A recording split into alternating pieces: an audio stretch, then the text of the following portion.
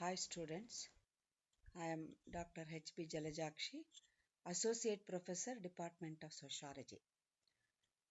This year we are going to study the rural development. So now I am taking the first chapter, Introduction, Concept of Rural Development. We study many subjects in this. For example, it is a multidisciplinary concept, we can say.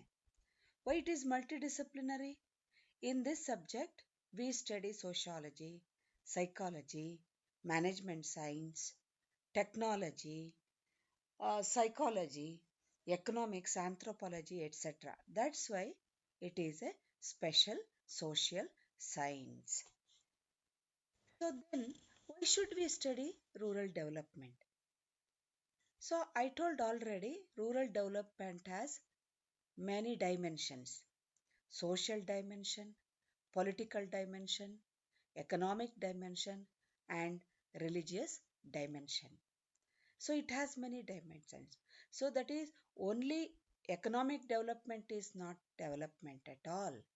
So development has these dimensions. When we develop in all the sectors and in all aspects, then it is called rural development. What Mahatma Gandhi said, the real India lies in 7 lakhs villages, not in urban areas or cities. ನಾವು ಈ ಗ್ರಾಮೀಣ ಅಭಿವೃದ್ಧಿ ಅಂತ ನಾವು ಯಾಕೆ ಕರಿತೀವಿ? ಅದೊಂದು ವಿಶೇಷ ವಿಜ್ಞಾನ ಅಂತ ಹೇಳಿ ಕರಿತೀವಿ. ಈ ವಿಶೇಷ ವಿಜ್ಞಾನ ಯಾಕೆ? ಪಿ ಸಾರಕಿನವ್ರು ಹೇಳ್ತಾರೆ, ಒಂದು ಸಾಮಾನ್ಯ ವಿಜ್ಞಾನ, ಮತ್ತೊಂದು ವಿಶೇಷ ವಿಜ್ಞಾನ. ನಾವು ಓದತಕ್ಕಂತಹ ಗ್ರಾಮೀಣ ಅಭಿವೃದ್ಧಿ ಅನ್ನೋದು ವಿಶೇಷ ವಿಜ್ಞಾನದಲ್ಲಿ ಬರ್ತದದು. ಯಾಕಂದ್ರೆ ಯಾಕೆ ಇದೊಂದು ವಿಶೇಷ ವಿಜ್ಞಾನ? ಇಲ್ಲಿ ಅನೇಕ ವಿಷಯಗಳನ್ನ ಅದು ಒಳಗೊಂಡಿದೆ. ಸಮಾಜಶಾಸ್ತ್ರ ಇರಬಹುದು, ಅಂದ್ರೆ ಗ್ರಾಮೀಣಾಭಿವೃದ್ಧಿ ಸಮಾಜಶಾಸ್ತ್ರವನ್ನು ಒಳಗೊಂಡಿದೆ, ಅರ್ಥಶಾಸ್ತ್ರವನ್ನು ಒಳಗೊಂಡಿದೆ, ರಾಜ್ಯಶಾಸ್ತ್ರವನ್ನು ಒಳಗೊಂಡಿದೆ. ಅದೆಲ್ಲದರ ಜೊತೆಯಲ್ಲಿ ಬೇರೆ ಬೇರೆ ಸಬ್ಜೆಕ್ಟ್ಗಳು, ಬೇರೆ ಬೇರೆ ವಿಷಯಗಳಾದಂತಹ ತಂತ್ರಜ್ಞಾನ ಇರ್ಬೋದು, ಅಥವಾ ಈ ಕೃಷಿ ವಿಜ್ಞಾನ ಇರ್ಬೋದು, ಪರಿಸರ ಶಾಸ್ತ್ರ ಇರ್ಬೋದು, ಅಥವಾ ನಿರ್ವಹಣಾ ವಿಜ್ಞಾನ ಅಂತ ಹೇಳಿ ನಾವು ಕರಿತೀವಿ. ಹಾಗೆಯೇ ಈ ಸಾಮಾನ್ಯ ಮಾನವಶಾಸ್ತ್ರ ಇರಬಹುದು. ಹೀಗೆ ಅನೇಕ ವಿಜ್ಞಾನಗಳನ್ನು ಒಳಗೊಂಡಿದ್ದರಿಂದ ನಾವು ಅದನ್ನು ಒಂದು ವಿಶೇಷ ವಿಜ್ಞಾನ ಅಂತ ಹೇಳಿ ಕರಿಬಹುದಾಗಿದೆ. ಸೊ ಹಾಗಾಗಿ ಇಲ್ಲಿ ಮೊಟ್ಟ ಮೊದಲು ಈ ಗ್ರಾಮೀಣ ಅಭಿವೃದ್ಧಿ ಈ ಅಭಿವೃದ್ಧಿ ಹೊಂದಿದಂತಹ ದೇಶಗಳಲ್ಲಿ ಮಾತ್ರ ಬೆಳೆದು ಬಂತು. 70ನೇ ದಶಕದಲ್ಲಿ ಈ ವರ್ಲ್ಡ್ ಬ್ಯಾಂಕ್ ಅವರು ಗ್ರಾಮೀಣ ಅಭಿವೃದ್ಧಿಯ ಬಗ್ಗೆ ಒಂದು ವಿಶೇಷವಾದ ಆಸ್ಥೆಯನ್ನ ತೋರಿಸ್ತಾರೆ. ಅದರ ಅವಶ್ಯಕತೆ ಇದೆ ಅನ್ನೋದು ಗೊತ್ತಾಗುತ್ತೆ. ಆ ನಂತರದಲ್ಲಿ ಅದನ್ನ ಒಂದು ಅಧ್ಯಯನ ಕ್ಷೇತ್ರವನ್ನಾಗಿ ವರ್ಲ್ಡ್ ಬ್ಯಾಂಕ್ನವರು ಮಾಡ್ತಾರೆ. ಆಮೇಲೆ 1950-60ರ ದಶಕದಲ್ಲಿ ಇದ್ರ ಬಗ್ಗೆ ಅನೇಕ ಅಧ್ಯಯನಗಳಾಗ್ತವೆ. ಅಂದ್ರೆ ಗ್ರಾಮಗಳ ಬಗ್ಗೆ ಒಂದು ವಿಶೇಷ ಅಧ್ಯಯನಗಳು, ಸಂಶೋಧನೆಗಳು ಇವೆಲ್ಲ ನಡೆದು ಕೊನೆಗೆ ಗ್ರಾಮೀಣ ಅಭಿವೃದ್ಧಿ ಆ ಸಂದರ್ಭದಲ್ಲಿ ಹುಟ್ಕೊಳ್ಳುತ್ತೆ ಅಂತ ಹೇಳಿ ನಾವು ಹೇಳಬಹುದಾಗಿದೆ. ಸೊ ಮಹಾತ್ಮ ಗಾಂಧಿ ಏನಪ್ಪ ಹೇಳ್ತಾರೆ ಅಂದ್ರೆ, ನಿಜವಾದ ಪ್ರಗತಿ ಅನ್ನುವುದು ಎಲ್ಲೋ ಒಂದು ಕಡೆ ಇಲ್ಲ, ಅದಿರುವುದು ಗ್ರಾಮಗಳಲ್ಲಿ. ಯಾಕೆ ಅಂದ್ರೆ 65%ಗಿಂತ ಹೆಚ್ಚಿನ ಜನ ಗ್ರಾಮಗಳಲ್ಲಿ ವಾಸ ಮಾಡ್ತಾರೆ. ಸೊ ಈ ಗ್ರಾಮಗಳಲ್ಲಿ ಅಂದ್ರೆ ಒಂದು 35% ಜನ ಮಾತ್ರ ಇಲ್ಲಿ ನಗರಗಳಲ್ಲಿ ವಾಸ ಮಾಡ್ತಾರೆ. ಆದ್ರೆ ನಗರಗಳಿಗೆ ನಾವು ಎಲ್ಲಾ ರೀತಿಯ ಸೌಲಭ್ಯವನ್ನ ಕೊಡೋ ಹಾಗೆ ಗ್ರಾಮೀಣ ಪ್ರದೇಶದಲ್ಲಿ ಇಲ್ಲ. ಸ್ವಾತಂತ್ರ್ಯ ಬಂದು ಇಷ್ಟು ವರ್ಷ ಆದ್ರೂ ಕೂಡ ಕೆಲವು ಹಳ್ಳಿಗಳಲ್ಲಿ 1 ಲೀಟರ್ ಅಥವಾ 1 ಬಿಂದಿಗೆ ನೀರಿಗೆ ಒಂದು 6-7 ಕಿಲೋಮೀಟರ್ ನಡ್ಕೊಂಡೋಗಿ ತರಬಹುದಾದಂಥ ಪರಿಸ್ಥಿತಿ ಇದೆ. ನಮ್ಮ ದೇಶ ಗ್ರಾಮಗಳ ದೇಶ. It is a country of villages ಅಂತ ಹೇಳ್ತೀವಿ. ಸೊ ಹಾಗಾಗಿ ಗ್ರಾಮೀಣಾಭಿವೃದ್ಧಿ ಅನ್ನೋದನ್ನ ನಾವು ಸಾಮಾಜಿಕವಾಗಿ, ಆರ್ಥಿಕವಾಗಿ, ರಾಜಕೀಯವಾಗಿ ಹಾಗೂ ಧಾರ್ಮಿಕವಾಗಿ ಅಭಿವೃದ್ಧಿಯನ್ನ ಮಾಡಿಸ್ಬೇಕಾಗಿದೆ. ಆ ರೀತಿಯಲ್ಲಿ ಹೊಂದಿದ್ರೆ ಮಾತ್ರ ನಾವು ಅದನ್ನ ಗ್ರಾಮೀಣ ಅಭಿವೃದ್ಧಿ ಅಂತ ಕರಿತೀವಿ. ಬರೀ ಆರ್ಥಿಕ ಅಭಿವೃದ್ಧಿಯಲ್ಲಿ ಮಾತ್ರ ಅದು ಅಡಗಿಲ್ಲ. ಹಾಗಾಗಿ ಗ್ರಾಮಗಳ ಅಭಿವೃದ್ಧಿಯೇ ಗ್ರಾಮೀಣ ಅಭಿವೃದ್ಧಿ. ಸೊ ಇದನ್ನ ಹಾಗಾಗಿ ಮಹಾತ್ಮ ಗಾಂಧಿ ಏನ್ ಹೇಳ್ತಾರೆ, ಈ ಅಭಿವೃದ್ಧಿ ಅನ್ನೋದು ಅಥವಾ ಒಂದು ನಿಜವಾದ ಭಾರತ ಎಲ್ಲಪ್ಪ ಇದೆ ಅಂದ್ರೆ ಗ್ರಾಮಗಳಲ್ಲಿ ಇದೆ ಅನ್ನುವಂತಹ ಮಾತನ್ನ ಹೇಳ್ತಾರೆ.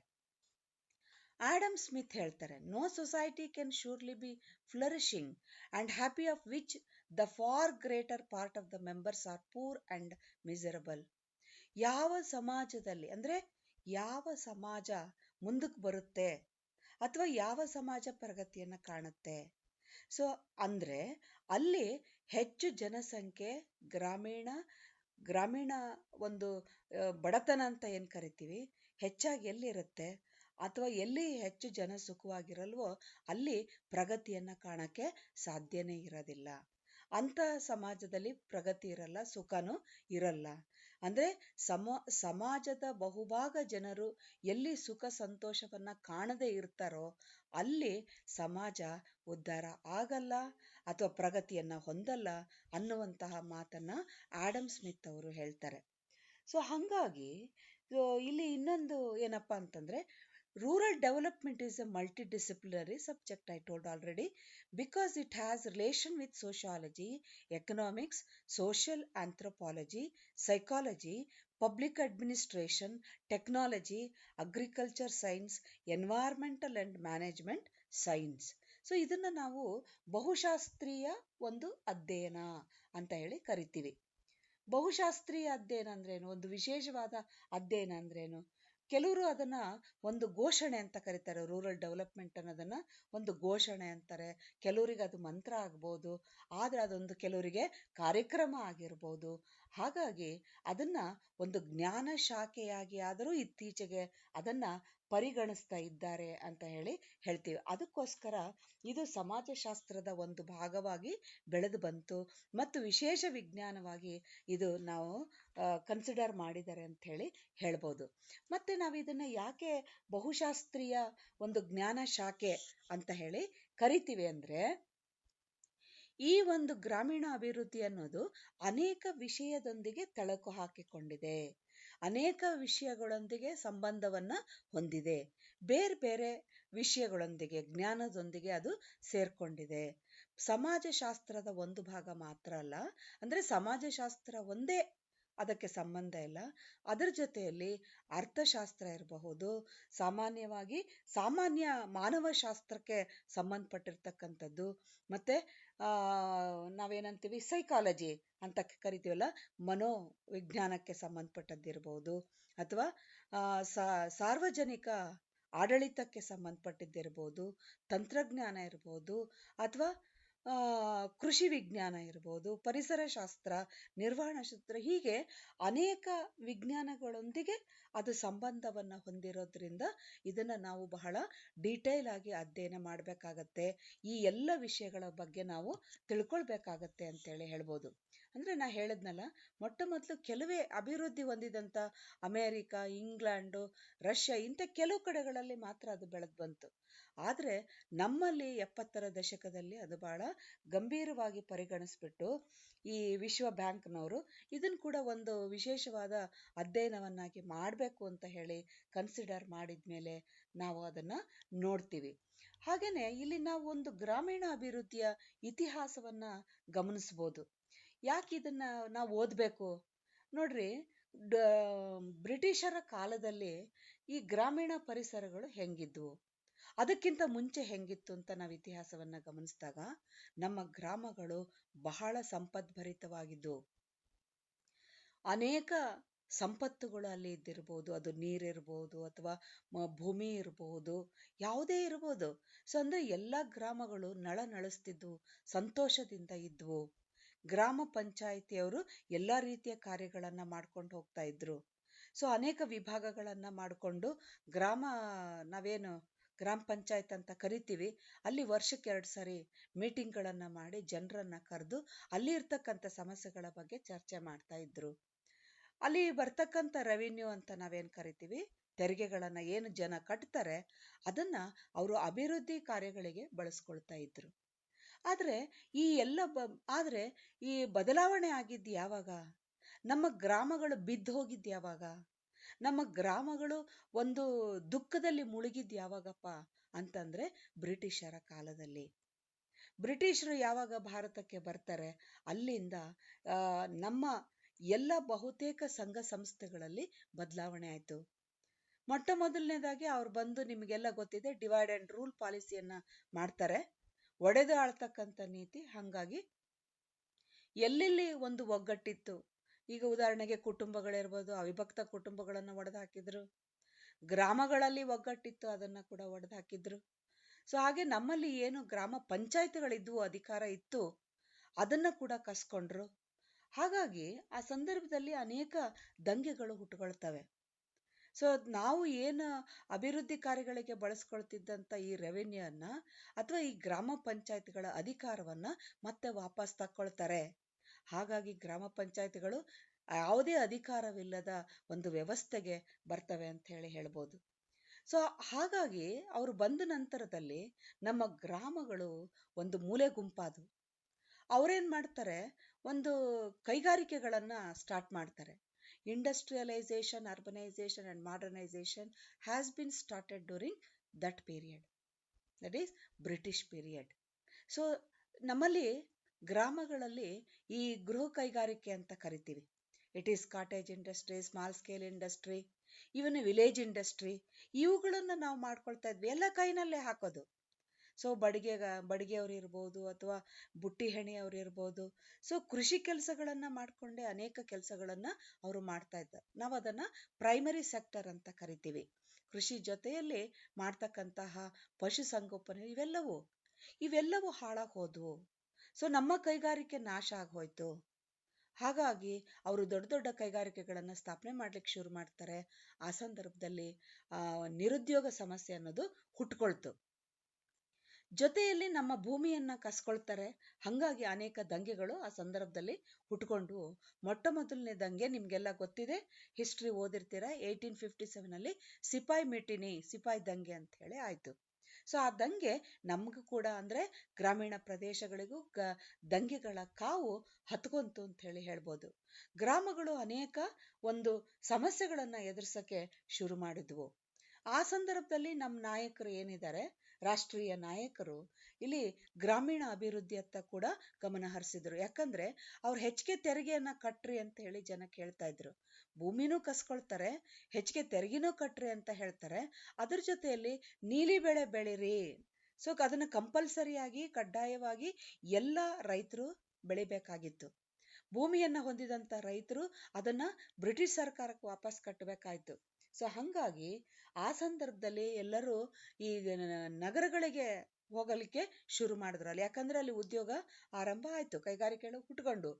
ಆ ಸಂದರ್ಭದಲ್ಲಿ ಗಾಂಧೀಜಿ ಹೇಳ್ತಾರೆ, ಹಳ್ಳಿಗೆ ಮರಳಿರಿ, ರಿಟರ್ನ್ ಟು ವಿಲೇಜ್ ಅಂತ ಹೇಳ್ತಾರೆ. ಹೀಗೇವೆ ಕಾಲ್, ಒಂದು ಕರೆಯನ್ನ ಕೊಡ್ತಾರೆ ಜನರಿಗೆ, ಹಳ್ಳಿಗಳಲ್ಲೇ ಇರ್ರಿ, ಹಳ್ಳಿಗಳನ್ನೇ ಉಳಿಸ್ರಿ ಅಂತ ಹೇಳಿ ಆ ಮಾತನ್ನ ಹೇಳ್ತಾರೆ. ಆ ಸಂದರ್ಭದಲ್ಲಿ ಕೆಲವೊಂದು ಖಾಸಗಿ ಪ್ರಯತ್ನಗಳು ಕೂಡ ಆಯ್ತು. ಏನದು ಖಾಸಗಿ ಪ್ರಯತ್ನಗಳು? ಉದಾಹರಣೆಗೆ ನೀಲ್ಕೇರಿ ಪ್ರಾಜೆಕ್ಟ್ ಆಯ್ತು. ಶ್ರೀನಿಕೇತನ ಪ್ರಾಜೆಕ್ಟ್ ಅನ್ನ ರವೀಂದ್ರನಾಥ ಟ್ಯಾಗೋರ್ ಅವರು ಮಾಡ್ತಾರೆ. ಶ್ರೀನಿಕೇತನದಲ್ಲಿ SK ಡೇ ಅವರು ನೀಲೋಕೇರಿ ಪ್ರಾಜೆಕ್ಟ್ ಅಂತ ಹೇಳಿ ಆರಂಭ ಮಾಡ್ತಾರೆ. ಹೀಗೆ ಕೆಲವೇ ವ್ಯಕ್ತಿಗಳು. ಹಾಗೆ ಸರ್ಕಾರಿ ಪ್ರಯತ್ನಗಳು ಕೂಡ ನಡೀತು. ಯಾವುದು ಗುರುಗಾಂವ್ ಪ್ರಾಜೆಕ್ಟ್ ಇರ್ಬೋದು, FL ಬ್ರೇನ್ ಅವರು 1927ರಲ್ಲಿ ಆರಂಭ ಮಾಡ್ತಾರೆ. ಮೆಡ್ರಾಸ್ನಲ್ಲಿ ಒಂದು ಪ್ರಾಜೆಕ್ಟ್ ಆಯ್ತು. ಗಾಂಧೀಜಿಯವರು ವಾರ್ಧಾ ಪ್ರಾಜೆಕ್ಟ್ ಅಂತ ಹೇಳಿ ಮಾಡ್ತಾರೆ. ಸಾಬರಮತಿ ಎಲ್ಲಿ ಒಂದು ಪ್ರಯೋಗಾಲಯ ಮಾಡ್ತಾರೆ. ಗ್ರಾಮೀಣ ಪುನರ್ರಚನೆಯನ್ನ ಮಾಡ್ತಾರೆ, ಅದಕ್ಕೆ ಒತ್ತನ್ನ ಕೊಡ್ತಾರೆ. ಆ ನಂತರದಲ್ಲಿ, ಸ್ವಾತಂತ್ರ್ಯ ನಂತರದಲ್ಲಿ ನಮ್ಮ ಕೇಂದ್ರ ಸರ್ಕಾರ ಹಾಗೂ ರಾಜ್ಯ ಸರ್ಕಾರಗಳು ಅದಕ್ಕೆ ಪ್ರಾಮುಖ್ಯತೆಯನ್ನ ಕೊಟ್ಟವು ಅಂತ ಹೇಳ್ಬೋದು. ಸೊ ಹಂಗಾಗಿ ಗ್ರಾಮೀಣ ಅಭಿವೃದ್ಧಿ ಅನ್ನತಕ್ಕಂಥದ್ದು ಬಹಳಷ್ಟು ಒಂದು ಪ್ರಮುಖವಾದ ವಿಜ್ಞಾನವಾಗಿ ರೂಪುಗೊಂಡಿದೆ ಅಂತ ಹೇಳಿ ನಾವು ಇದನ್ನ ಹೇಳ್ಬೋದು. So let us see definitions. According to World Bank, rural development as a strategy designed to improve the economic and social life as a specific group of people, the rural poor. It involves extending the benefits of development to the poorest among those who seek a livelihood in the rural areas. The group includes small scale farmers, tenants, and the landless people. So ನಾವು ಈ ಗ್ರಾಮೀಣ ಅಭಿವೃದ್ಧಿ ಅಂದ್ರೆ ಏನು ಅಂತ ಈ world bank ಹೇಳುತ್ತೆ. ಇದು ಒಂದು ಇದ್ರೊಳಗೆ ನೋಡಿದ್ರೆ ಅಲ್ಲಿ ಇರ್ತಕ್ಕಂತಹ ಒಂದು ಕಡುಬಡವರು ಅಂತ ನಾವೇನ್ ಕರಿತೀವಲ್ಲ, ಅವರಿಗೆ ಅಭಿವೃದ್ಧಿಯ ಲಾಭಗಳನ್ನ ಮುಟ್ಟಿಸ್ಬೇಕಾಗಿದೆ. ಸೊ ಅವರ ಗುರಿ ಯಾವುದೊಂದು ಪ್ರದೇಶದಲ್ಲಿರ್ತಕ್ಕಂತಹ ಗಣನೀಯ ಪ್ರಮಾಣದ ಗ್ರಾಮೀಣ ಬಡ ಜನರ ಉತ್ಪಾದನೆ ಅವರ ಜೀವನ ಮಟ್ಟವನ್ನು ನಿರಂತರವಾಗಿ ಉತ್ತಮಪಡಿಸುತ್ತಾ ಹೋಗುವುದೇ ಗ್ರಾಮೀಣ ಅಭಿವೃದ್ಧಿ ಕಾರ್ಯಕ್ರಮಗಳ ಉದ್ದೇಶವಾಗಿದೆ ಅಂತ ಹೇಳಿ ಅವರು ಹೇಳ್ತಾರೆ. ಅಂದ್ರೆ ಗ್ರಾಮೀಣ ಅಭಿವೃದ್ಧಿ ಅಂದ್ರೆ ಏನು ಅಂತ ಅವ್ರು ಹೇಳೋದು, ಒಂದು ವಿಶಿಷ್ಟ ಜನ ಸಮೂಹದ ಅಂದ್ರೆ ಗ್ರಾಮೀಣ ಕಡುಬಡವರ ಆರ್ಥಿಕ ಹಾಗೂ ಸಾಮಾಜಿಕ ಜೀವನವನ್ನು ಸುಧಾರಿಸ್ತಕ್ಕಂಥ ಉದ್ದೇಶ. ಈ ಕಡುಬಡವರು ಅಂದ್ರೆ ಯಾರು? ಸಣ್ಣ ರೈತರು, ಸ್ಮಾಲ್ ಸ್ಕೇಲ್ ಫಾರ್ಮರ್ಸ್ ಅಂತ ಕರಿತೀವಿ. ಅಂದ್ರೆ ಸಣ್ಣ ರೈತರು, 1 ಎಕರೆ 2 ಎಕರೆ ಅಂದ್ರೆ 5 ಎಕರೆ ಒಳಗಿರ್ತಕ್ಕಂತಹ ಒಂದು ಜನರು ರೈತರು, ಅವರನ್ನ ನಾವು ಸಣ್ಣ ರೈತರು ಅಂತ ಹೇಳಿ ಕರಿತೀವಿ. ಅದ್ರ ಜೊತೆಗೆ ಬೇರೆಯವರ ಗುತ್ತಿಗೆದಾರರು, ಬೇರೆಯವರ ಹೊಲದಲ್ಲಿ ಕೆಲಸ ಮಾಡ್ತಕ್ಕಂಥವ್ರು, ಮತ್ತೆ ಭೂರಹಿತ ಕೃಷಿ ಕಾರ್ಮಿಕರು, ಭೂಮಿನೇ ಇರಲ್ಲ ಬೇರೆಯವರ ಹೊಲದಲ್ಲಿ ಕೆಲಸ ಮಾಡ್ತಾರಲ್ಲ ಅಂಥವ್ರು.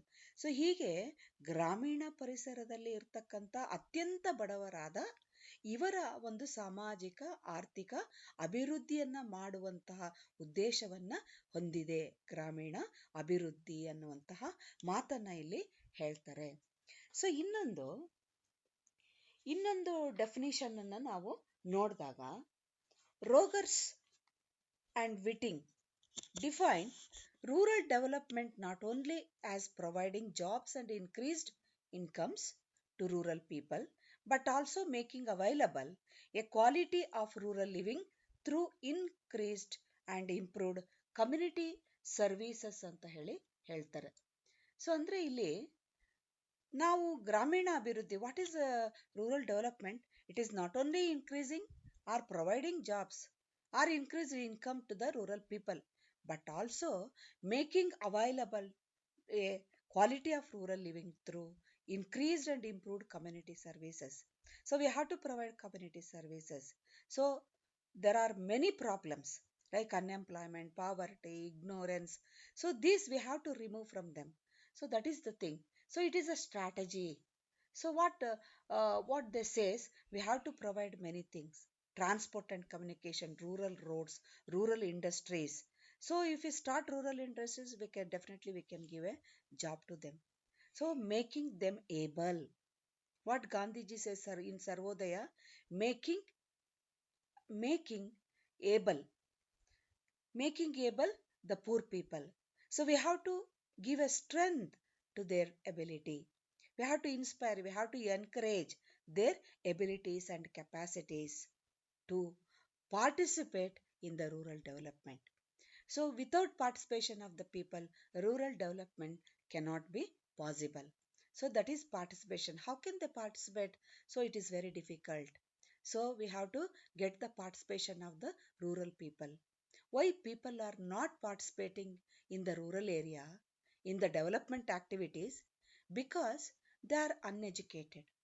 Illiteracy, ignorance, they follow blind beliefs, and most of the people belong to SCs and STs. They don't have any educational facilities.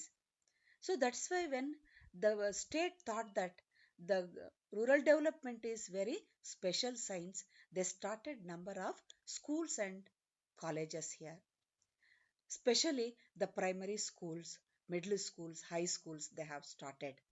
So now slowly they are learning. So from so many years, thousands of years, this category, that is lowest category people, they did not have any educational facility. So that's why the many, that is the 65% of people especially, so they are very backward.